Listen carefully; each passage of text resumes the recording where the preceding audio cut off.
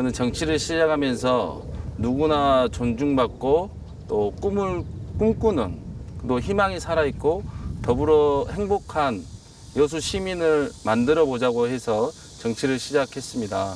그래서 여수 시민의 생각이 곧 정치가 되는 거고 또 그런 주민들과 화합과 소통하면서 현장에서 답을 찾는 그렇게 해서 젊은 이미지의 야무진 일꾼으로 나왔습니다. 이 남산공원에서 오늘 제가 인터뷰를 하는 것도 어찌 보면 원도심의 중심지입니다. 그래서 저희가 속한 지역구는 국동, 대교동, 오로동입니다. 수산업과 해양관광, 교통의 중심지였던 원도심을 새로운 신흥 경제 중심지로 만들어 보겠다고 또 시민들께 약속하고 표를 받아서 선출이 되었습니다.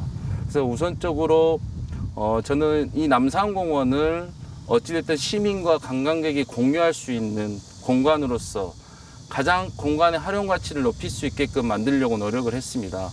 얼마 전에 2단계 사업이 마무리되고 준공이 되었지만 시민과 관광객이 공유하기에는 접근성이라든지 기반시설, 콘텐츠가 많이 부족한 현실입니다. 이 남산공원이 92년도부터 개발에 대한 의지가 있었어요. 왜냐하면 이게 이제 계속 산사태가 나니까 재난안전구역으로 지정을 했거든요. 그때 시작하면서 이제 국비가 내려오고 그때 여기를 개발하자는 의견들이 의회에서도 나왔습니다. 계속해서 주구장창. 꽤 오래됐네요. 꽤 오래돼서 이 부분이 나왔고 이제 여기 예전에 애암산이고 토끼산이었거든요. 저희들도 뛰어놀고.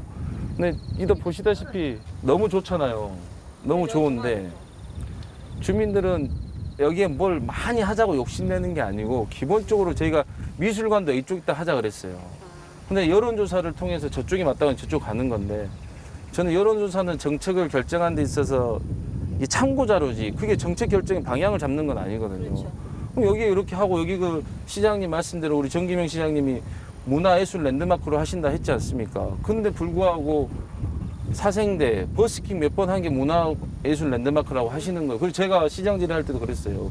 랜드마크가 무엇이냐 상징적인 건데 주민들은 시장님을 선택할 때 이 대교동이랑 국동 이 원도심 주민들은 이 남산공원을 문화예술 랜드마크로 공원으로 만든다고 했기 때문에 기대를 갖고 뽑았는데 식수 하나 먹을 곳이 없고 또 올라오는 길도 굉장히 경사가 져서 어려움이 있습니다. 그래서 당장 무엇을 민간이나 뭐 우리 공공개발로 하자는 게 아닙니다.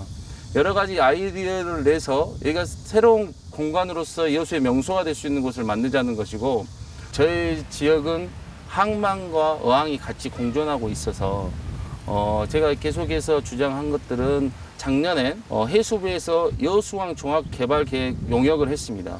거기에 저희 그 당머리부터 대교동 구통이죠. 구통을 연결해주는 수제선 정비 및 확장 그리고 해안도로 개선에 대해서 반영이 됐었고요. 용역에서 결과가 도출됐었고 그 결과를 가지고 2025년에 제4차 국가항만기본계획을 수정할 수 있습니다. 그때 이 부분이 적극적으로 반영될 수 있도록 추진을 하고 있습니다.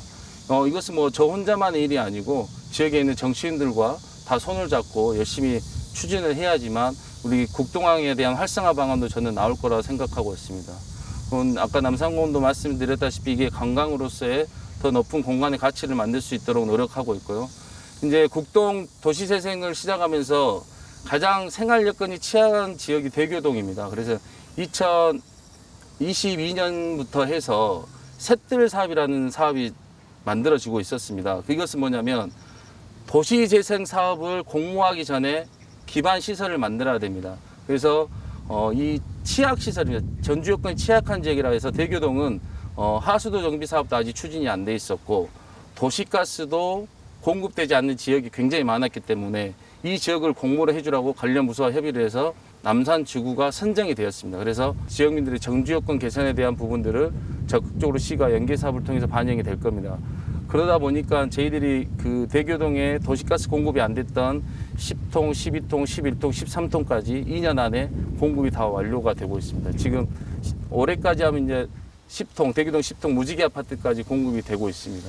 여러 가지 생활 민원이 있습니다. 어린이를 위한 놀이공간, 어르신들을 위한 쉼터, 그리고 주민들을 위한 통행이나 보행에 대한 부분들은 제가 주기적으로, 정기적으로 정비를 하고 있기 때문에 지금 봉산공원에도 이렇게 준비를 하고 있고요. 뭐 도로 이런 부분들은 어차피 시의원은 다 해야 된다고 보기 때문에 이쪽에 취약계층들이 너무 많다 보니까 그러면 여기를 다시 할 수 있는 방법이 뭐냐 했더니 이렇게 예비 사업을 하면 다음에 선정될 수 있다 그래서 그러면 우리 남산지구로 무조건 해주라. 그래갖고 이 구역을 선정한 데부터 해가지고 저쪽에서 이쪽으로 좀 더 오게끔 했습니다. 사실 목록동 이쪽으로 오게끔 해가지고 이렇게 예비 사업을 실시한 겁니다.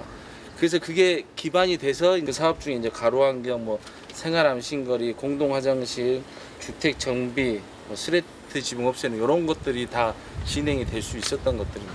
재작년 말부터 작년 초까지 해서 방치선이 있습니다. 우리 국동항에.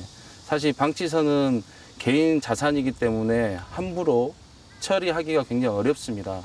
근데 지금 낚싯배라든지 어선들의 저반 시설도 부족한데도 불구하고 이제 어선을 중개하는, 판매하는 분들이 거기 방치를 해놓고 있습니다. 그래서 이게 만약에 위태위태한 것들도 굉장히 많아서 침몰될 수 있는 위험도 있어서 그 방치선과 주변의 폐기물을 처리하고 있습니다. 낚시 어선에 대한 부분 때문에 어선이 못 되고 있어서 이제 경도에 다리 건설을 할 때 야도에 낚시 어선을 몰아갈 수 있는 부분을 조성하기로 해서 지금 영역 중에 있습니다. 그러면 어느 정도 정비가 될 것 같다는 생각이 듭니다. 주민들은 빠른 시간 내에 모든 민원이 해결을 돼야 되는데요. 이런 생활 민원들은 제가 오늘도 갔다 왔지만 CCTV 설치라든지 이런 것들은 형평성에 맞게끔 예산을 편성하고 그렇게 진행을 하면 되는데 이 대규모 프로젝트 같은 경우는 지방정부와 또 중앙정부의 어떤 협치도 있어야 되고 그렇기 때문에 저희들이 하기는 어려움이 있습니다. 하지만 그런 것들을 계속해서 제안하고 관심을 가짐으로써 또 이 지역에 있는 계신분들의 주민들의 생활 여건이 좋아지지 않을까 생각을 좀 하고 있습니다.